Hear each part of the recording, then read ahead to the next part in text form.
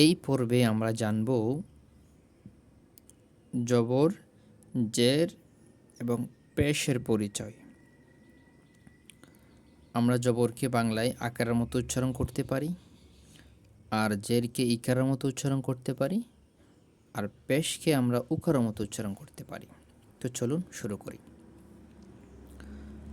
হামজা জবর আ, বা জবর বা, তা জবর তা, সা জবর সা, জিম জবর জা, হা জবর হা, খ জবর খ, দাল জবর দা, ذال জবর ذا, র জবর র, ঝা জবর ঝা, সিন জবর সা, শিন জবর শা, صاد জবর স, ضاد জবর দ, ত জবর ত, ظ জবর ظ, আইন জবর আ, غين জবর গ, ফা জবর ফা, قاف জবর ক, কাফ জবর খা, লাম জবর লা, মিম জবর মা, নুন জবর না, ওয়াও জবর ওয়া, হা জবর হা, হামজা জবর আ,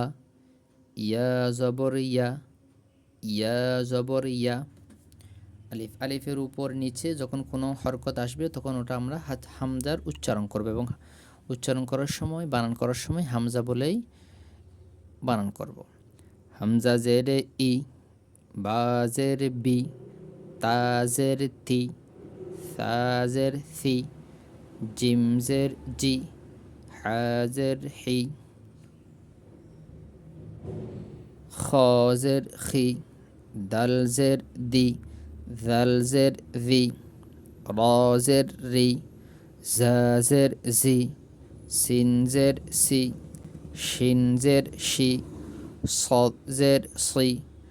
ضاد জের দি, ত জের তি, ظ জের জি, আইন জের ই, غين জের গি, ফা জের ফি, কফ জের কি, কাফ জের কি, লাম জের লি, মিম জের মি, একদম ইকারের মতো উচ্চারণ করব। নুন জের নি, ওয়াও জের উই, ইংলিশে WE উই, ওয়াও জের উই, হা জের হি, হামজা জের ই, ইয়া জের ই, একটু নরম করে, ইয়া জের ই, ইয়া জের ই,